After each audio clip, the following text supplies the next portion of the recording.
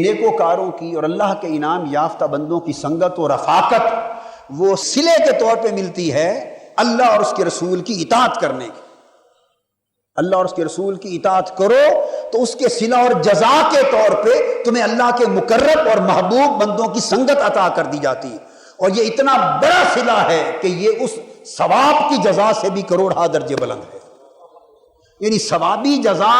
معمولی چیز ہے، لیکن اللہ کے مقرب بندوں کی مجلس نصیب ہو جائے، صبح و شام ان کی قربت نصیب ہو جائے، ان کی سنگت نصیب ہو جائے، تو یہ اتنا بڑا صلہ ہے، اس لیے کہ پھر جو انعامات اللہ کے ان انعام یافتہ بندوں پر اتر رہے ہوتے ہیں ان کی سنگت میں رہنے والوں کو بھی ان انعامات کا حصہ ملتا رہتا ہے۔ مالا اعلیٰ کی جو برکات، جو انوار، جو تجلیات، جو فیوزات اور جو توجہات الہیہ اور جو توجہات نبویہ ان مقرب اور نیک بندوں کو ہر وقت ان پہ اترتی رہتی ہیں اور ان کو ملتی رہتی ہیں، جو جو ان کی سنگت و رفاقت میں آ جاتے ہیں وہ قریب بیٹھنے والے ان فیوزات سے محروم نہیں کیے جاتے، ان کو بھی ہر فیض میں سے کچھ نہ کچھ حصہ بقدر ظرف ملتا رہتا۔ تو اندازہ کریں، ثواب تو ملا ایک جزا کے طور پہ، جس نے جتنا عمل کیا اس کا ثواب مل گیا، 10 گنا مل گیا، بھائی 100 گنا مل گیا، ارے 700 گنا مل گیا۔ ثواب کی تو ایک حد تھی، ایک حد تھی جو ہر ایک کو عمل کے مطابق مل گئی، مگر یہ اللہ اپنے ولیوں، محبوبوں، مقرب لوگوں اور نیکوکاروں کی سنگت دے دے، یہ ایک ایسی جزا ہے کہ جس کی کوئی حد ہی نہیں ہے۔ اس لیے کہ جو اس کے مقرب بندے ہیں ان پر تو 24 گھنٹوں میں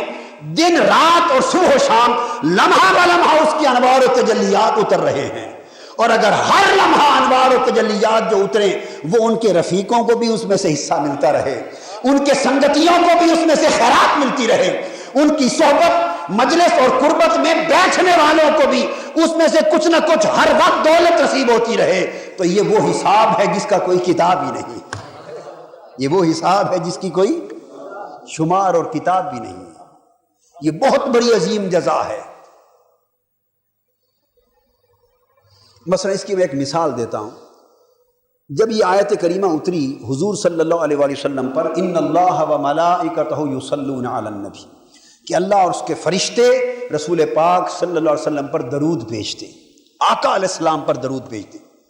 تو صحابہ کرام نے پوچھا یا رسول اللہ، اور خاص طور پہ سیدنا صدیق اکبر رضی اللہ تعالیٰ عنہ پیش تھے، عرض کیا آقا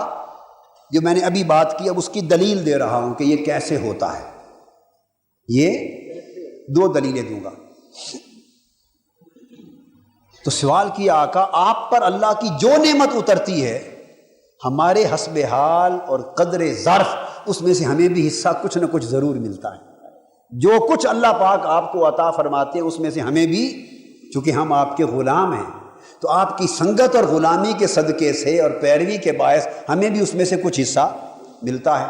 یہ نعمت جو اللہ نے آپ کو عطا کی کہ اللہ اور اس کے فرشتے آپ پر ہر وقت درود بھیجتے ہیں، تو کیا اس نعمت میں سے بھی ہمیں کچھ حصہ ملے گا؟ اب بات کو سمجھ گئے نا کہ آپ پر تو اللہ درود بھیجتا ہے اور فرشتے بھی بھیجتے ہیں، تو کیا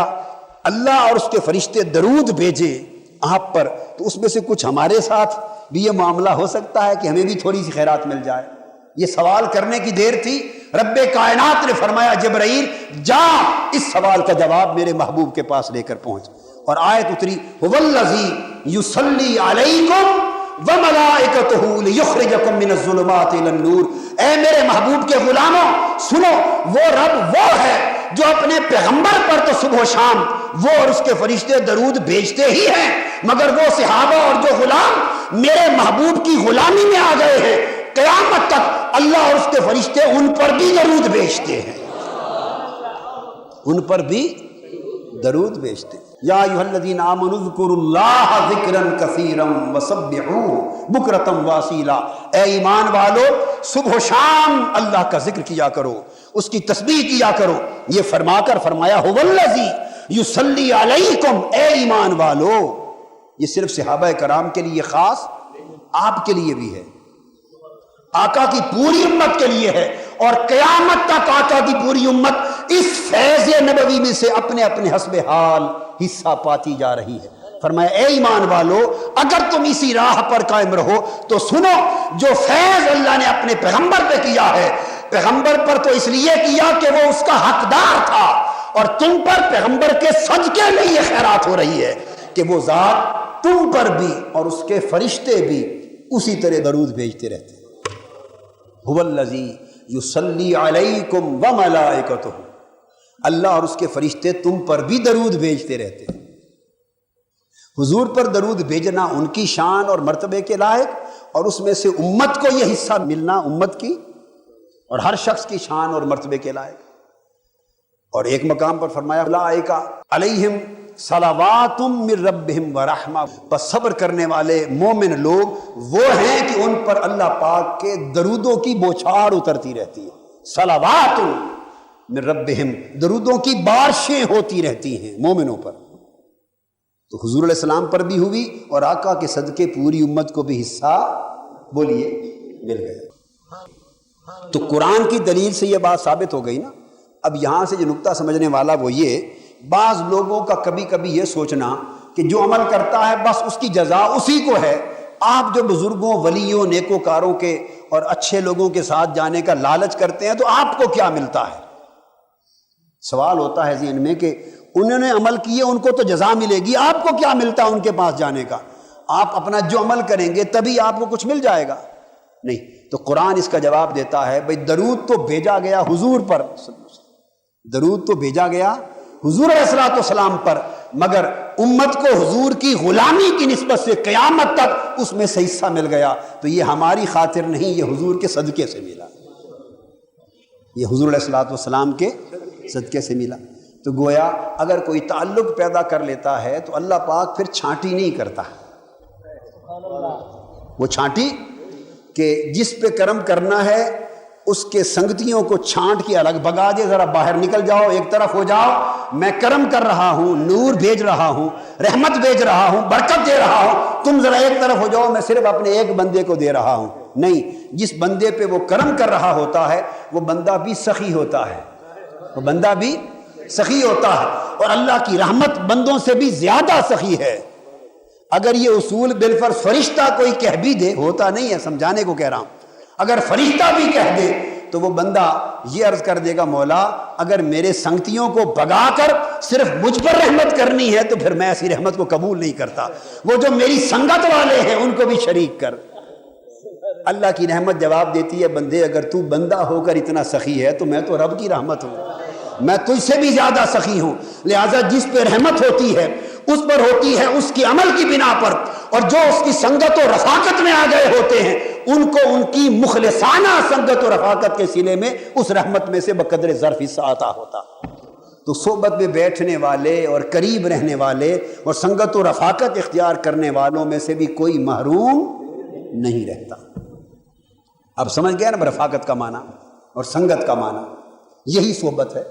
اور دوسری دلیل حدیث پاک میں بخاری اور مسلم، ترمذی، ابو داؤد یعنی پوری سیاستہ میں متفق علیہ اور صحیح حدیث ہے، وہ حدیث جو آپ نے کئی بار مجھ سے سنی کہ فرشتے زمین پر اترتے ہیں اور ذکر والوں کی مجلس کو تلاش کرتے ہیں، اور جب کوئی اللہ کا ذکر کرنے والے بندوں کو دیکھتے ہیں تو وہ دوڑ کر اس کی مجلس میں شریک ہو جاتے ہیں، اور مجلس ذکر میں اور ذکر کرنے والے بندوں کی مجلس میں اینڈ تک بیٹھے رہتے ہیں، مجلس برخاست ہو جاتی ہے۔ تب فرشتے واپس اللہ کی بارگاہ میں جب جاتے ہیں شام کو تو اللہ پاک پوچھتا ہے کہاں سے آئے ہو؟ وہ عرض کرتے ہیں باری تعالیٰ تیرا فلاں ذکر کرنے والا بندہ یا ذکر کرنے والے بندے ان کی مجلس تھی تو ہم بھی ان کی سنگت میں مجلس میں بیٹھ گئے تھے، ان کی مجلس سے اٹھ کر آئے ہیں۔ اللہ پاک طویل مکالمہ بیان ہوا ہے۔ آخری بات کہنا چاہتا ہوں، بالآخر اللہ پاک فرماتے ہیں فرشتوں گواہ ہو جاؤ، اس ذکر کی مجلس میں جتنے لوگ بیٹھے تھے میں نے سب کو بخش دیا۔ اب کوئی ضعیف حدیث نہیں ہے، یہ متفق علیہ حدیث ہے اور حدیث صحیح ہے۔ حضرت ابو ہریرہ رضی اللہ تعالیٰ عنہ راوی ہیں، اور متعدد طرق سے حدیث کی متعدد کتب میں روایت آئی۔ فرمایا میں نے ان سب کو بخش دیا۔ وہاں ایک فرشتہ کھڑے ہو کے عرض کرتا ہے کہ باری تعالیٰ تو نے اس مجلس کے سارے لوگوں کو بخش دیا، اس میں تو کچھ ایسے لوگ بھی تھے جو یوں ہی اپنے کسی کام کے لیے جا رہے تھے، اپنے کسی کام کے لیے جا رہے تھے، یعنی مثلا اس گلی سے گزر رہے تھے، وہی سیڑھیوں سے بھی نیچے، گزر رہے تھے، مثال دے رہا ہوں، اور اپنی سبزی گوشت لینے جا رہے تھے، ٹنڈے لینے جا رہے تھے، کدو لینے جا رہے تھے، گوشت سبزی لینے جا رہے تھے گھر کی ہنڈیا کے لیے. سمجھا رہا ہوں، وہ حدیث میں نہیں ٹنڈے کدو گوشت کا ذکر آیا. اپنے کام کے لیے جا رہے تھے، تو وہ تو ذکر کی خاطر آئے بھی نہیں تھے. ذکر کی خاطر تو یوں ہی چلتے چلتے انہوں نے دیکھا کہ چلو دیکھو تو صحیح کیا ہو رہا ہے، تو مجلس میں رک گئے. تو کیا باری تعالیٰ آپ نے ان کو بھی بخش دیا؟ اللہ پاک نے فرمایا ہاں، مجھے اپنی بخشش کی اور اپنی عزت کی اور اپنی غیرت کی قسم، میں نے ان کو بھی بخش دیا، اس لیے کہ میرے جن بندوں کی مجلس میں بیٹھے تھے وہ اتنے اونچے لوگ ہیں کہ جو ان کی سنگت میں بیٹھ جائے وہ بھی محروم نہیں رہتا. جو ان کی سنگت میں آ جائے وہ بھی محروم. تو میری رحمت یہ گوارا نہیں کرتی، اور ان بندوں سے میری محبت یہ گوارا نہیں کرتی کہ ان کو بخشوں چن کے اور جو عارضی طور پہ کھڑے ہو گئے تھے ان کو نکال دوں. نہیں، وہ شکوہ کریں گے مولا تیری اتنی وسیع رحمت اور تو نے ان کو نکال دیا. چلو وہ آ تو گئے تھے نا کسی بہانے، ان کو بھی حصہ دے دیتا، تو میں نے بخشش کا حصہ ان کو بھی عطا کر دیا. اب یہ میری یا آپ کی کہی ہوئی بات نہیں ہے، کوئی اعتراض کر دے یہ حدیث صحیح ہے اور متفق علیہ حدیث، اس کا انکار صاحب ایمان کوئی نہیں کر سکتا. تو کیا پتہ چلا اس میں پیغمبر کی بات نہیں ہے،